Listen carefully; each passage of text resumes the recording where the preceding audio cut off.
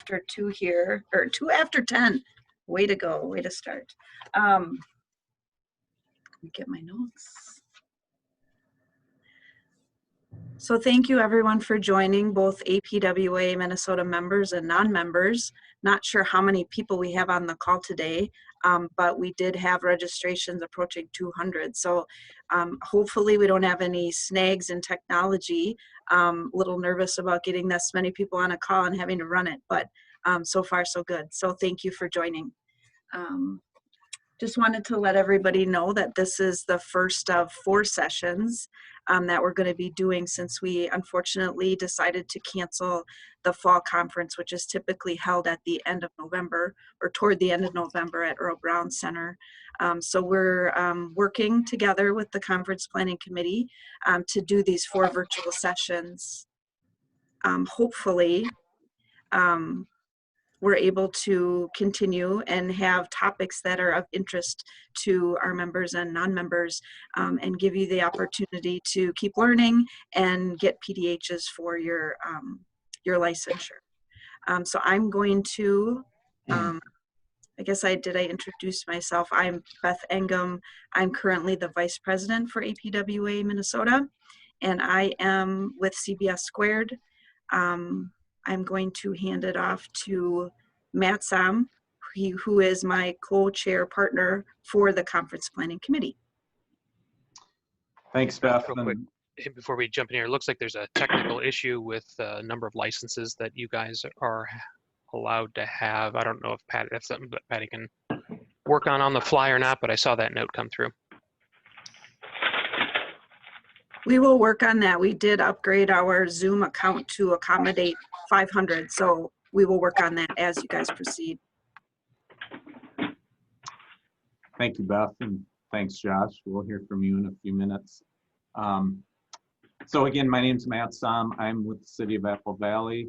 I'm the co-chair of the Conference Planning Committee, along with Beth. So did want to thank the entire committee for all their work in preparing for these 4 sessions. We're kicking it off with today's session, as Beth said. Also want to give a special thanks out to my co-chair, Beth, who has really done a lot of the heavy lifting in preparing for these virtual sessions. So thank you, Beth. Also want to thank all of our chapter sponsors, without whom we really wouldn't be able to offer any of these sessions. I think we have a slide to show to everybody. So once that comes up, please take a minute and review all of the company names on the sponsor slide. It should be coming up on the screen. 500, so oh, there you are. Yeah, I'm there. Okay. I'm not seeing it up yet, but again, thank you to all of the sponsors. We'll just take a few more seconds and hopefully we can get that up there. Oh, here it comes. There it is. So as everyone can see, we have a lot of good sponsors that, again, have helped us as they do most years or every year with our conferences, and again, did this year as we're able to offer some virtual sessions to folks. So again, thank you to all of the sponsors who've helped out. Then just a couple reminders for everyone. This session is being recorded and it will be available on our chapter website following today's session. So if you happen to have any coworkers or anyone else who couldn't join and was interested, there will be an opportunity for them to watch in the future. Second reminder is just to everybody that you are on your own to maintain your records of this session for any PDHs or licensure requirements that you want to meet. So we'd recommend save the emails you've received describing the conference session and showing that you've registered for it. There will not be anything else sent out following this session, no certificates or anything like that. So just please maintain your records for PDHs. With that, I'm going to turn it over now to April Crockett of MnDOT, who's going to introduce our main speaker. Thank you. Great, thanks, Matt. Good morning, everybody. As Matt said, I'm April Crockett with MnDOT. I am getting some texts and emails about folks still not being able to join, and it sounds like the call-in number might not be working. So I know Beth, you're maybe working with Pat on that. So we'll keep trying. In the meantime, it is my pleasure to introduce to you Josh Root. Josh is a senior legal counsel and DPCO in MnDOT's Office of Chief Counsel. He focuses on data practices and e-discovery. Before joining the department, he was a primary e-discovery consultant for MnDOT, working on our major litigation, beginning with the tragic collapse of the 35W bridge back in 2007. So prior to him joining the government, Josh's practice was primarily focused on closely held businesses and a sundry of matters that they face. So Josh lives in Edina with his wife and his 6-year-old son, who is the most curious of human beings ever born. Josh is really excited to be with us today and answer any questions that we might have. So with that, I am going to turn it over to Josh. Thank you, April. I'm gonna enjoy the mocking I did from the other side of the table on people who were unable to get their Zoom presentations to work over the last many months, and just discover how difficult it is. So I'm looking forward to that. Also, I put a note in the early chat for those that are early joiners, that if you were at the county engineers workshop at Cragun's pre-COVID, or if you were a MnDOT design engineer, get ready for some mashed potatoes. This is familiar and comfortable for those that were at those events. I'm also going to ask that Mr. Gravel and some of our phone participants go ahead and mute. It's extremely distracting when you're trying to manage questions and a presentation all at the same time. So I appreciate that. And we'll get started. So ethics, I think that's why you're all here. I'm really excited that this presentation will now live on the internet in perpetuity. So let's give some thanks to those that have also worked on this presentation over the years. I'm not doing this alone. The Office of Chief Counsel, specifically Kristen White and Angie Forsyth, over the years have done significant work on this presentation. So really, basically, I'm just another lawyer stealing another lawyer's work. So thank you for all of that. Right off the bat, I just would like to say thank you for the invitation, and let's go. Just real quick, can someone confirm that they are seeing a not everything is black and white, and that's it? That's all you're seeing? Okay, We see right. it. So we're working. Here we go. We're going to cover some pretty broad topics. Today, in general, we're going to talk about why are we talking about ethics, and we're going to, well, you can read. One of the things I will note is that your licensure does require that we do case studies, so we're going to look at a couple of instances of ethical teachings, and we're going to, and that case study is what is going to be required for your licensure. And if you're not familiar with specifically what your license requires, well, I'm guessing this association can probably help you with that. Incidentally, I had this photo and I was actually going to take it out because it was the county engineers. So the last time I was at the County Engineers Association, happenstance, our Office of State Aid happened to have this photo outside their office. And so I took a photo of this, and I mean, look at the lapels. That's just impressive. I think some of these folks are actually still at the County Association. And I'm very optimistic that this picture would look quite different today. And maybe that's just my optimism. But I blame all these people for all the potholes in St. Paul and Minneapolis. It's their fault, no doubt. Okay. So there's a couple of views about ethics, and I am of the opinion that this quote is closer to the reality that I think where our ethics come from, and I'm of the opinion that ethics is a pretty important topic, and we're going to get into some specifics about why that is and the work that you do. But I think that there's this perception out there that the world's coming apart at the seams, and I think that everyone has thought that forever. And I think that ethics is the glue that keeps us to some common decency when dealing with one another, and certainly within a profession. I'm certain that the lawyers of today, which is the profession I've chosen, think that the opposing counsel is a bunch of scallywags, and I'm willing to bet that in 1800 they thought the same thing. So my guess is it's probably not really worse. It's just worse for us right now because we're living it. And so I think that this quote really kind of helps us put it on the same and correct footing. And with that, the first question of the day: what the heck are ethics? If we could just jump onto menti.com, plug in that code, and it's a free-form box, so feel free to free-form.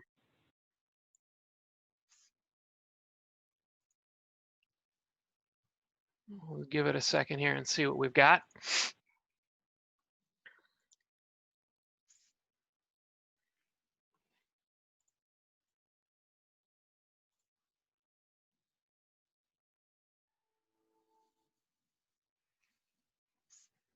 Oh, and if I haven't mentioned it, this is an interactive presentation, and I know that you've probably been to plenty of them where they say that, and then there's no interacting, but you will get called on.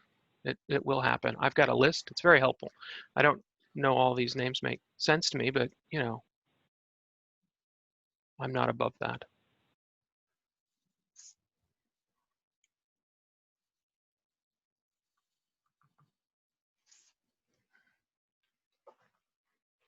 And since I know there are 100 people on the call, and we're able to see how many people have responded, we'll give it a little bit just so I can get a feel for where folks are coming from.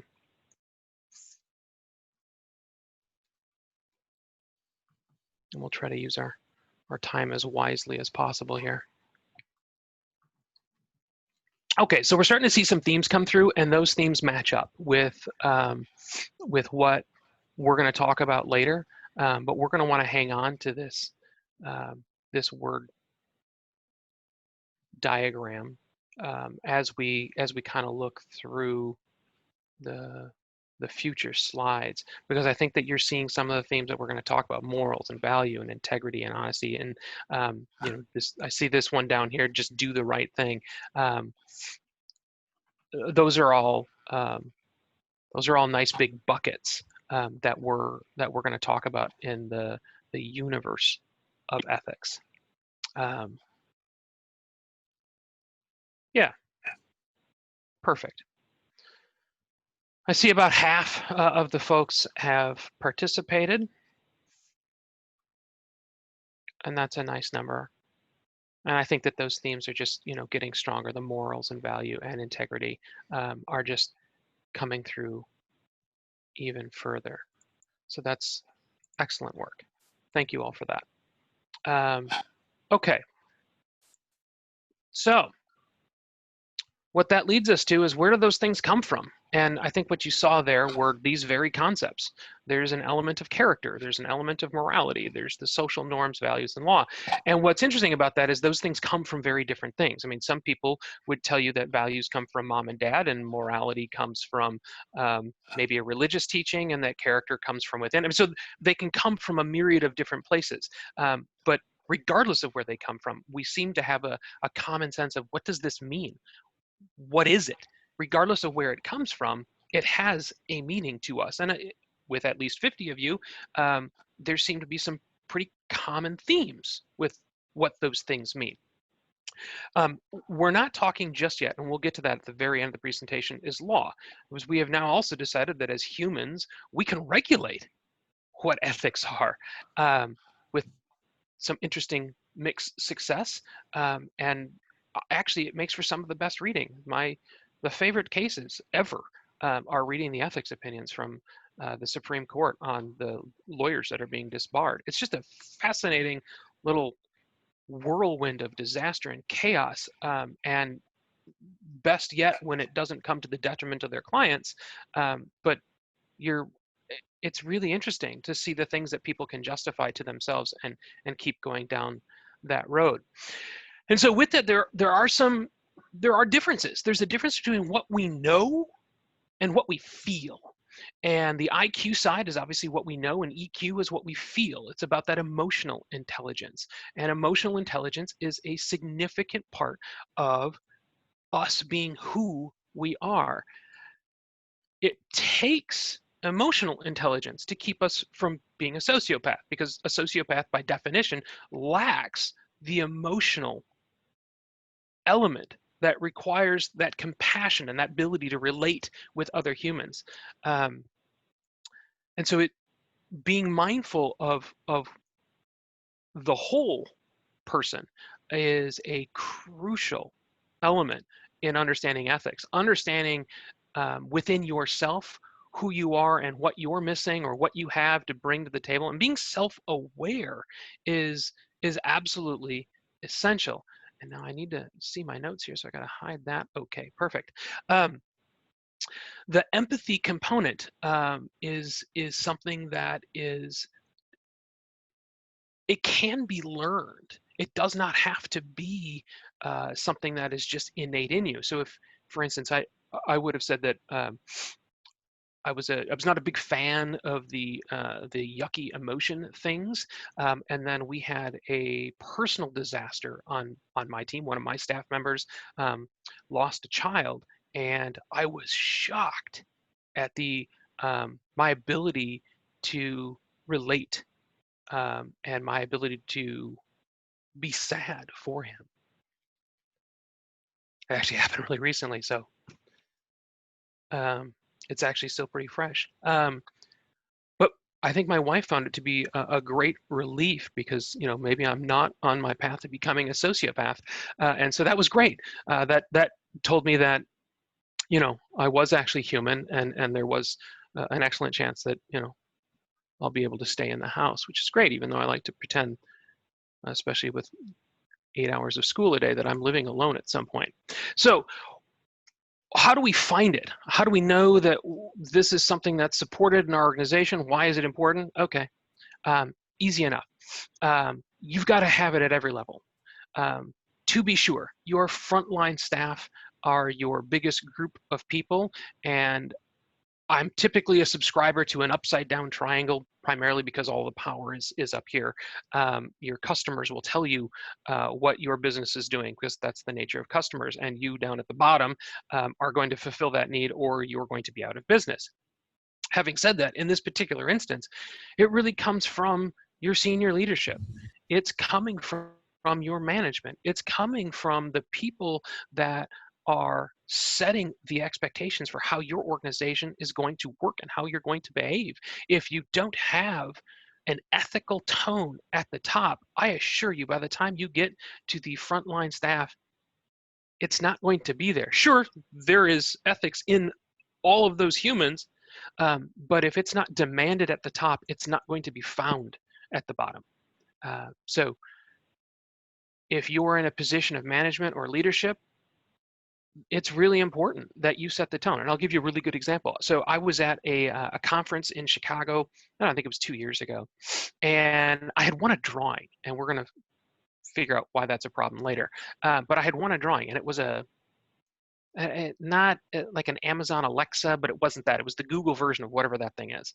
And it was really interesting because I had this, you know, momentary excitement that, hey, finally I'd won a drawing. And one of the other attorneys from our office said, "You can't accept that." In my mind, I'd gone straight past the ethics requirements because I was just caught up on the fact that I'd finally won something. I wished it had been the lottery, but I'll take this thing instead. And thankfully, this other attorney in our office, who happens to be my boss, said, "Yeah, you can't do that." And that was a tone right there from our leadership saying, "Hey, you know, doofus, super, I'm glad you're excited, but that's $100 and that has value and you could sell that, and that's not allowed. So hand that back." And that was a great indication that, you know, even though it was a drawing, even though there's no collusion, even though there's nothing fussy about it, there was a problem there, and that we need to be mindful of our rules. So I turned it back. April, no need to report me.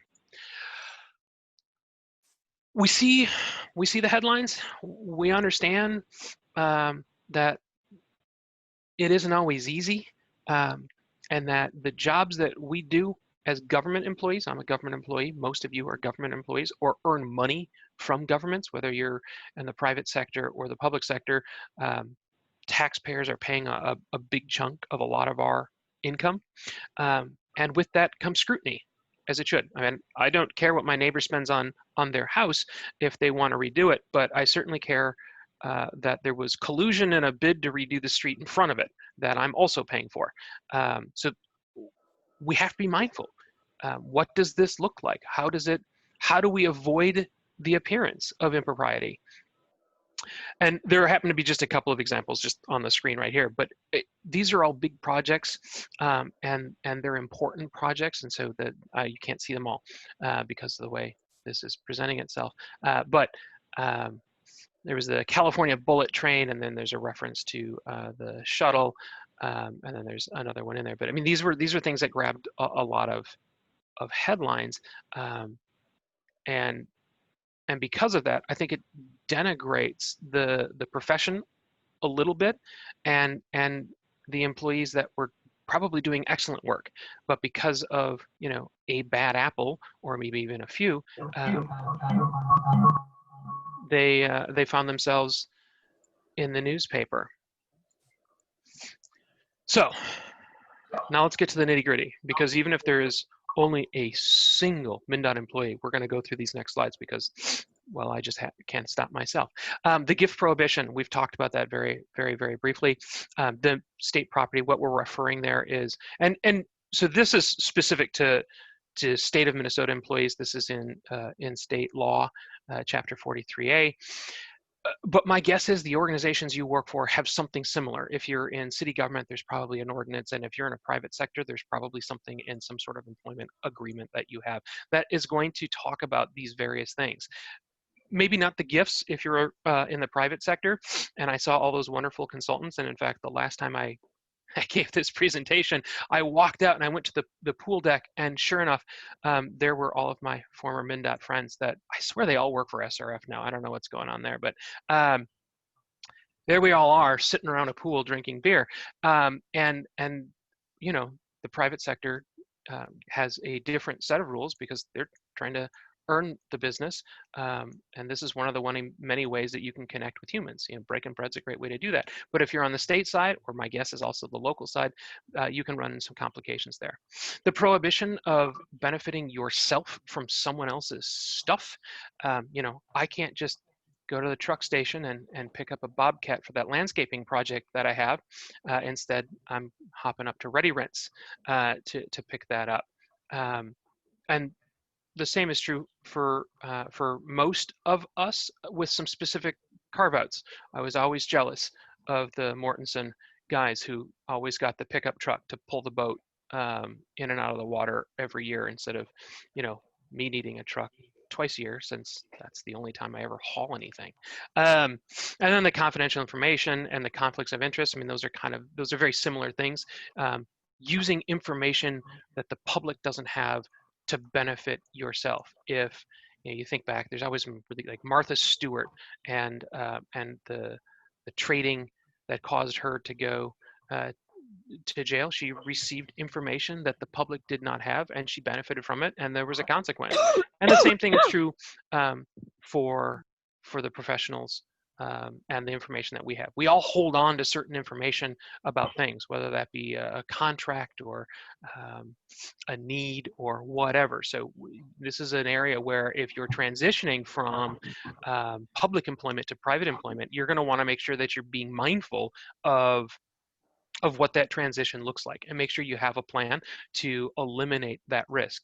It's very common for at least MnDOT employees, as they start to near the end of their time with MnDOT, to be looking at opportunities in the private sector. And when we do that, we need to be making sure that, okay, are you managing a project? Is the consultant or the firm that you're heading to working on that project? Is there some hint that you might be able to benefit from this afterwards? And there have been a couple of instances where we've been at the Office of Chief Counsel has been brought in to make sure that we don't have the whiff of impropriety, because these are folks that want to do the right thing, and these businesses want to do the right thing, and we want to be able to continue to have that relationship. So as you make that transition, just something to be mindful of.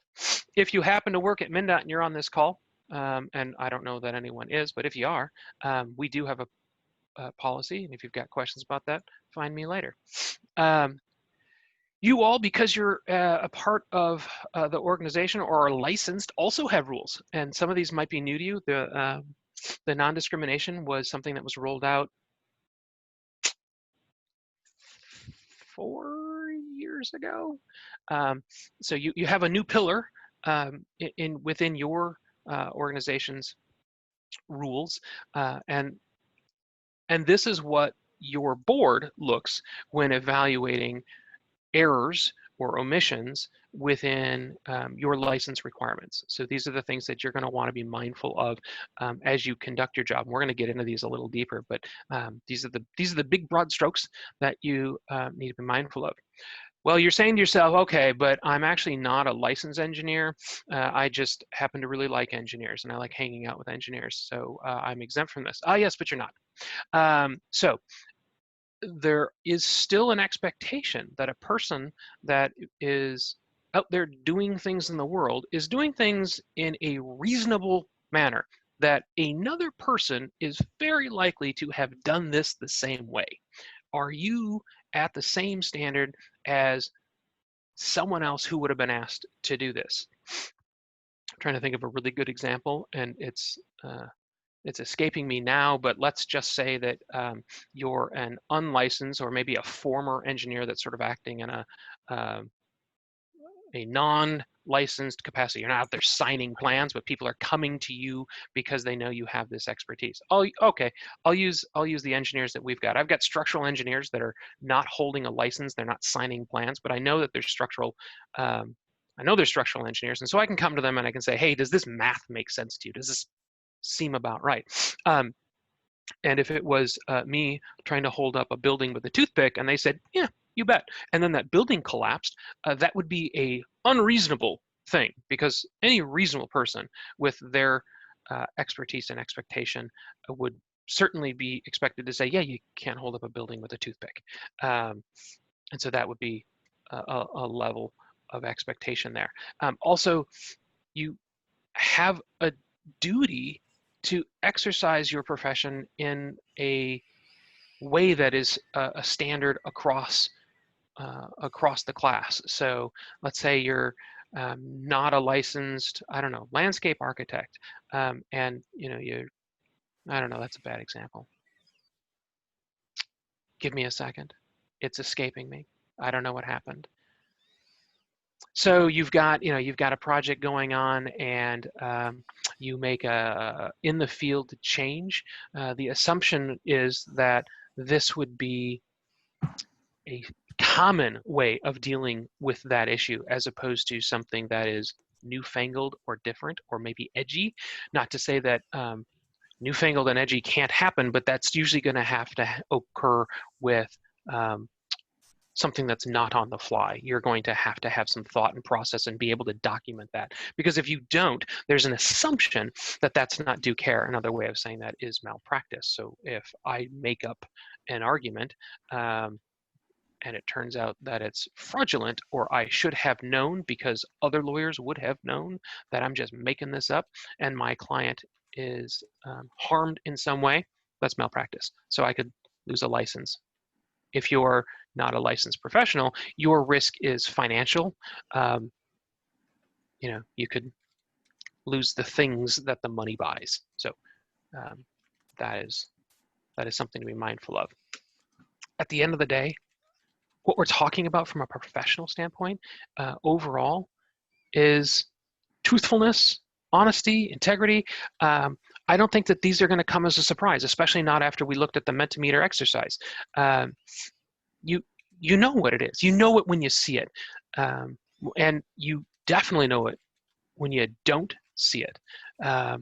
You certainly have this expectation that you're being truthful, that you're not making it up, that if you signed these plans that you actually looked at them, or the person who conducted that work is able to conduct that work.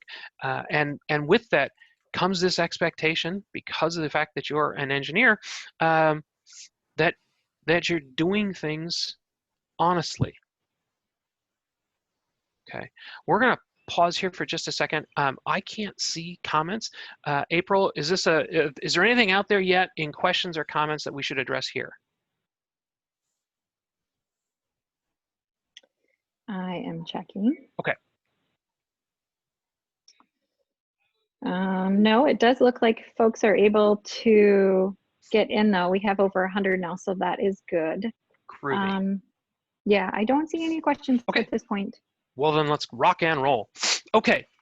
There are things that we know are just unethical. I mean, this list could just as easily be made by you, but as it turns out, instead it's made by those that govern all of us. And I use another rule to break a rule. I don't know about your organizations, but we have lots and lots of rules. I work for the state. We can't help ourselves. We've got rules. One of our rules is about purchasing. So I actually just signed all of our purchasing card logs today. And, one of the things that we can't do is you can't spend, $10,000 without getting a bid. And by the way, you can't spend $5,000 today and $5,000 tomorrow for the $10,000 thing and get around the rule. That would be using a rule to break a rule. So don't do that. Follow the rule. The rule is you're going to spend 10 grand, go out for bid. I think we all know what the rest of these things are, but these are the expectations that you have because you are a professional, because you are licensed, or because you work in a regulated industry. You have to do these things. Every single year, we get questions, I get questions about signing plans that you didn't prepare or directly supervise. What does that mean? What does it mean by I directly supervise? Every single instance is nuanced, to be sure. But the simplest way of understanding that is if you have an employee and they are an engineer and you are signing plans, what does your interaction with that person look like? If you've never met them before, you probably didn't directly supervise them. On the other hand, if this is the thing that you've had weekly meetings about for the last umpteen years and we're just finally reducing it to paper, that sounds an awful lot like direct supervision. The devil's in the details and there is nuance there, and I'm sure that there are questions about that. The degree of supervision is important. So be mindful about those. We have a similar rule on the legal side. A lawyer needs to be supervised by a lawyer. It can't be a non-lawyer, and that supervision that supervisor needs to have a certain degree of understanding of what is that employee doing with their time, and is there sound reasoning and judgment behind that argument or that documentation. So it can get gray. And if you've got questions, it's an excellent time to reach out to others. You certainly need to be building your own network. This organization is a network. The engineers within your firm, it's a network. The other people you went to school with, those are folks that are a great network. It helps you identify whether or not you're holding yourself to the standard that is expected of your profession. Because if you see them sort of giving you a weird look at happy hour, you did what now? My guess is you're probably sliding towards the black and are leaving the gray. So make sure you've got that kind of organization behind you. And I think that the final one, the dishonesty, deceit, fraud, misrepresentation, I mean, that's just, it's lying. I mean, that's exactly what that slide is. And I think we can all recognize that lying is lying, and lying is certainly outside a positive ethical position. So don't do that. Okay. So what is a conflict of interest? And at the end of the day, it's about doing something that isn't right, and you're probably doing it in a way that is resulting in an extra benefit for you, possibly to the detriment of someone else. And it's all the things that we've been talking about. It's the getting something more, either because you're using information that no one else or a great number of people don't have. It's about getting extra for doing the same thing. And that is the broad strokes for what a conflict of interest means. Again, if you've got questions about whether or not this is prohibited, you're probably already aware. If you're asking the question, you probably already know that you are stepping outside the line. You have to actually be competent to do your job. I know. Most of you don't necessarily think that the lawyers you work with are. And, to a certain extent, we can't help ourselves. So But what it means for you is that you really do actually have to have the licensure, and you really don't want the hand surgeon doing your brain surgery, because they wouldn't be competent or qualified to do that regardless of their licensure. So make sure that the folks you're working with are able to do the work. If you have never done this before and it's a really big or scary thing, make sure that someone else is helping you, because you're going to be right there on the hairy edge of whether or not you should be doing that work. And then if you happen to do something wrong, the worst thing you can do is keep digging. So stop. If you let the licensure lap and you signed some plans and you fixed it, you sent your dues in and you were good, but the board comes and start asking you about it, the worst thing you can do is start making stuff up, because this is where all the really good engineer ethics cases come from. So just make sure that you're being aware of your truthfulness. All right. So the non-discrimination, the newer element of your ethical requirement, is really about addressing what we saw on that very first slide. The 1975 suit and tie and really high socks, notwithstanding, the humor of the outfits notwithstanding, that was a really homogeneous group of folks. And recognizing that, the organizations have said, okay, there are some things we can do to represent a more complete picture of our clients, of society, and not because we expect anything to happen right here, right now, today, but at the very least, we have to be aware of who we are.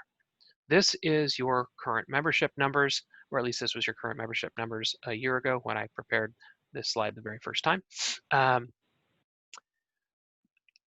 It's not a particularly diverse group of humans, and it's something that needs to be mindful of. I like that word. I use it a lot. So what? All right. I understand the law. I understand the basic elements of either morality or truthfulness or honesty or whatever.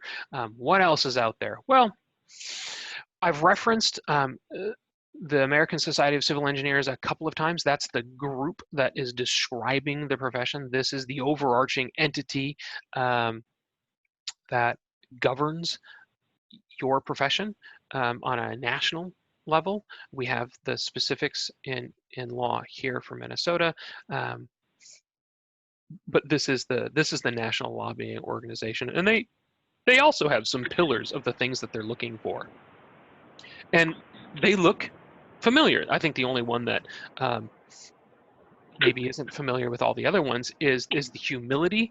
I don't know. I'm not entirely sure that any of our professions necessarily do a great job with that. I certainly know that my profession struggles from time to time, because there is no doubt that I am always right. And I'm quite certain that there are others that feel that way. I think that's just a personal thing, but it's something we need to be aware of. We certainly have to make sure that we're not pushing down our thoughts and our process. It's being aware of what our rules tell us and being aware of avoiding hubris. Math is what math is, but that doesn't mean that there's not two ways to get to an answer. And so just relying on that one way of always doing it can omit new possibilities. Again, I think that most of us who work in the government sector are certainly aware of all three of these. For those of you that are not familiar with, you're going to want to check in with your management, your leadership, to figure out where you guys fall within these rules. But this is what the appraisers stand by, and they also happen to be a part of your organization. So that's why we're addressing them here, just in case there's any appraisers that happen to be on this call, because they're regulated by the same entity. Okay. We're going to move on to the case studies, and we're going to be right on time in order to get these done. And this first one is It's the Milgram's experiment, and if you've seen it before, don't spoil it for the others. And we're going to hope that this now works. And let's just see. If April, if you want to tell me, if you want to just jump in, if you can't hear it, we'll do a summary.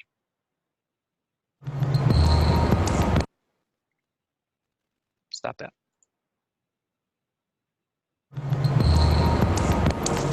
A decade earlier, psychologist Stanley Milgram had also looked at how we respond to authority. In order to understand how people were induced to obey unjust regimes and participate in atrocities such as the Holocaust, he set up an experiment. Volunteers were told they were taking part in scientific research to improve memory. Would you open those and tell me which of you is which, please? Teacher. Where? Teacher. Separated by a screen, the teacher would ask the learner questions in a word game and administer an electric shock when the answer was incorrect. He was told to increase the voltage with each wrong answer. Cloud, horse, rock, house. Answer. Wrong. 150 volts. Answer, horse. Oh. Experiment, that's all. Get me out of here. Get me out of here, please. Continue, please. Go right on. I refuse to go on. Let me out. You refuse to go on? The experiment requires you continue, teacher. Please continue. Participants didn't know that the learner was really an actor and the so-called shocks harmless. You're gonna get a shock. 180 volts. Oh. I can't stand the pain. Let me out of here. Can't stand it. I'm not gonna kill that man there. I mean, who's gonna take the responsibility if anything happens to that gentleman? I'm responsible for anything that happens here. Continue, please. All right, next one, slow. Walk, dance, truck, music. Two-thirds of volunteers were prepared to administer a potentially fatal electric shock when encouraged to do so by what they perceived as a legitimate authority figure. In this case, a man in a white coat. 375 volts. I think something's happened to that fellow in there. I don't get no answer. He was hollering for less voltage. Can't you check in and see if he's all right, please? Milgram's findings horrified America. They showed that decent American citizens were as capable of committing acts against their conscience as the Germans had been under the Nazis. So it's fascinating. The ability of the human brain to perceive authority. I think so. I think a classic example is, the joke of, if you want to look like you're in charge, just carry a clipboard. And that comes from this place of our brain just sort of assumes that the person in charge is in fact in charge. There was a similar and famous study done by I think it's Stanford, maybe it was Harvard, it doesn't matter, where you had groups of students who volunteered to participate, and it was the prison study. And they took, just like this study, they took a group of folks, said, okay, you are now guards, okay, you here, you are now prisoners, and how quickly people adapted to that mindset. I am now a prisoner, so I will now be against the guard, and I am now the prisoner, and so I'm going to take on that mentality. And the guards, in their position of authority, started to sort of lord that over. And it's a fascinating look into the human mind. And why this is important to you is that you're perceived as being someone who knows stuff. You, like others in the scientific community, I'm sure my wife happens to be a PhD chemist, and I'm absolutely certain that my life would be better if I listened to her. But it's this perception in the general population, maybe not specifically in this house, that knowledge and that training means something. We believe a doctor to be telling me a fact, and we have faith in that fact because of their education and training. And I'm absolutely certain that if you were to take a poll, people would assume that an engineer is a learned, knowledgeable person, and that they would do nothing to harm. We're also, you've got to do 3 case studies, so we're going to listen to one more here, and then I'm going to talk about the third. 30 years ago today, 7 astronauts died when the Space Shuttle Challenger exploded. The nation watched in shock The shuttle program stalled as investigations began, but rocket engineers with NASA contractor Morton Thiokol knew exactly what had happened. The night before the launch, they had tried to stop it. Soon afterwards, two of them anonymously described the fatal decision to NPR. One of those engineers has died. The other just decided to let NPR name him. He spoke with NPR's Howard Burkus back in 1986 and again today.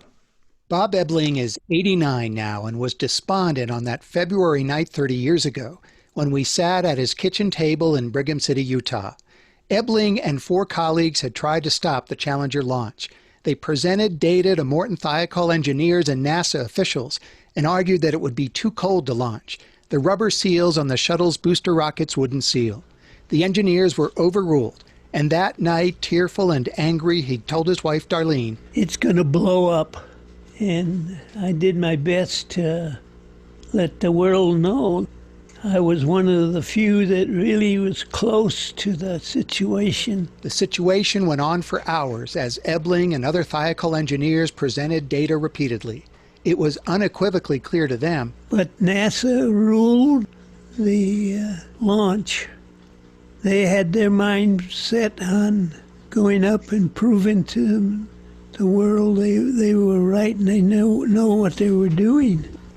But they didn't. A presidential commission found flaws in the space agency's decision-making process, but it's never been clear why NASA was so determined to launch. The space agency desperately tried to launch the shuttle routinely and reliably. President Reagan was set to give the State of the Union address that night and reportedly planned to promote the Challenger flight. Whatever the reason, Ebling says it didn't justify the clear risk. Had they listened to me and wait for the weather to change, it might have been a completely different outcome. There was more than enough people there to say, let's give it another day or two, but no one did. Ebling retired soon after Challenger. He suffered deep depression and has never been able to lift the burden of guilt. He still feels, as he told me in 1986, he should have and could have done more. Sitting in a big easy chair in his living room, his eyes watery and his face grave, Ebling concludes he was inadequate. He just didn't argue the data well enough, he says. He's prayed about this for the last 30 years. And I think that was one of the mistakes that God made. He shouldn't have picked me for that job. I don't know. But next time I talk to him, I'm going to ask him, why me? You picked a loser. I remind Ebling what his late colleague and friend Roger Beaujolais once said. Beaujolais was the other Thiokol engineer who spoke with NPR anonymously 30 years ago. They were talking to the right people, Beaujolais once told me. They were talking to the people who had the power to stop that launch, and they did all they could. Maybe, Ebling says to me with a weak wave as I leave, maybe Roger's right. Howard Burkus, NPR News. So it seems extremely unlikely that any of us are going to work on rockets. But I came to MnDOT at the tail end of the life of Bridge 9340, which we all refer to as the 35W bridge that collapsed into the Mississippi River. And the pain that is depicted in this story is identical to the fear, the sadness, the anger that the engineers and inspectors experienced in that disaster. The reality of the work that we all do is that we serve the public, and the work we do is important, and getting it right is important. There are millions of people who encounter our projects, and doing it well, doing it honestly, is absolutely crucial to the safety of the people that come in contact with those projects. Whether it's the very beginning, the very end, 10 years later, it's important. And I absolutely am certain that there are former MnDOT employees who wish they could go back to 1962 and redo the math on some gusset plates or any number of decisions along the way to avoid the feeling that they have on that day and that they continue to carry with them today. And so looking at our profession from that lens is something I'd like us to think more about. And this is why ethics are important. Our third case study, I refer to it as the cookie jar, and I don't mean to pick on the union or specifically the auto workers union, but it's an excellent case study. This is a decade-long rambling case where at the end of the day, you saw one compromise happen after another. It's not unlike what I would imagine went on in Denny Hecker's mind, for those that are here long enough to remember him. You could see it. You see in his organization, well, we do this to do that. And then because of that, you had to do this other thing. And next thing you know, you're going down a very slippery slope. What started as, well, we're just going to go for a round of golf, turns into union officials accepting concessions and contracts to get heaps of personal and private benefit. The gifts, the homes, the misappropriated funds, and the quote from Mr. Williams, who was the president of the union at the time, made a statement in his plea agreement with the United States attorney that he deliberately and consciously looked the other way, full well knowing that the conferences were being paid for with misappropriated funds. He actively looked away because his gut told him, yeah, something's not right here, but I don't want to go digging because I don't want the answer. That's the integrity. That's the very basis of integrity that ethics requires. And he did not start with a $1 million house or whatever the house that they built for him cost. It starts with a round of golf. It starts small. It starts with that Google speaker, and you say, okay, I can justify that. That's okay. Then what comes next? And so starting down that road is where the problems lie. And that's why for us in the public sector is that we define what is and what is not okay. If Stonebrook wants to hand me a pen with their logo on it, I'm fine. If they want to buy me a new Maserati, we can talk about that offline. Okay. This goes back to who you're going to call. We've all got folks, and we all have reasons. Where does the lapse begin? You can see it. Sorry, I see two things on my screen, so we're going to go back one. The lessons learned. So where does this come from? How do we recognize the beginning of professional ethics and the trouble signs? Where does it start? Are you under-resourced? Who isn't? You've got deadlines that you're having a hard time meeting. Okay. Is your boss just sort of MIA? And by the way, is that harder now than it was a year ago? If you're busy and you've got office staff that's working remote, if you've got unclear or vague direction, which is easier in a remote setting where you don't have that daily face-to-face, these are your warning signs. This is the stuff that starts to head you towards a path of, we'll figure it out. We'll be fine. And that's when you need to pause and where you need to start relying on those resources that you've got. Again, those other folks in the business, the people you went to school with, your professional organizations and associations. This is where you reach out to for help. I'm not asking you to share secret information or any of that, but this is typically the part of the program. If we were all in person, I'd ask you to turn to the person to your right or the person to your left and shake hands and say, hi, how you doing? Who are you? Exchange business cards and said, hey, look, you've just got 2 new professional resources you can rely on. We aren't sitting in a conference, and we're not going for beers after this either, unfortunately.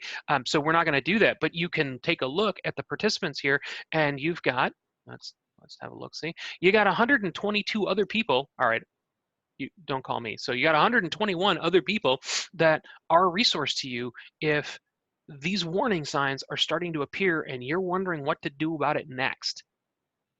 There's no excuse to not use the resources that are available to you. If you happen to see wrongdoing in my organization, we've got a spot to do that. You can see the website there. It's dot.state.mn.us/report wrongdoing, all one word.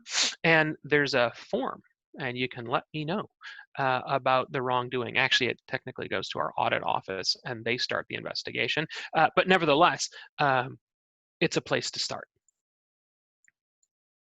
Let me just check our time here. We're running low on time, so we're going to fast forward just a few minutes and summarize some of these things. We're going to talk about compliance. This is, there's the symptom of unethical behavior. Where does it start? Where does it go? And here are some things that just perpetuate. If you're not in compliance, you're not doing these things. You're not preserving documents. You're not acknowledging the failures. Get to a point where you can stop the cycle and do the things that you're required to do. Maybe something's come up and you're going to be required to report it. You're going to have to do that and bite the bullet and have that tough conversation. The expectation is that you know the requirements in your universe, that you know what your rules are, that you're getting that help. And the white space is the hardest thing to do. That is in the middle of the chaos that is your everyday work. Find some time to think. It's really easy right now with the kids at home going to school and the work being remote and your obligations in the field to fail to find that brief period of time. Some people meditate. Some people just need to sit down and sketch some thoughts out on a piece of paper. Some people just need peace and quiet. But that white space to let your mind process and have the big thoughts, and the big thoughts don't have to really be all that big, but they have to be yours. And having that white space is really important. We're learning that more and more as we do this. Yep. Okay. Yep. Okay. The 2-minute version of this, we're actually going to do it in 30 seconds. It's do the right thing, for Pete's sake. You know what it takes to do it well. You know what it takes to be truthful and honest. You know what it takes to treat others as you wish to be treated, and you know how to do things in a way that you wouldn't mind being on the front page of the Star Tribune. I've been above the fold in the Star Tribune. I don't remember what the adjectives were, but one of the legislators called me a bunch of nasty things. And that was not the proudest day for my mother. But it to me was yeah, I'm okay with that because that means I'm doing my job. And so sometimes the negative headlines are actually a feather in your cap to say, yeah, we held the line. We did the right thing. That was what needed to happen. And I'll take that. And sometimes it's a really positive headline and you're happy you could be a part of that. Those are the things that you're looking for. What's the right thing to do? And you'll live a happy life. April, I think I'm at 11. I'm sure there are people that have to go, but I'm happy to stop and take questions if you've got any. Does anyone have any questions for Josh?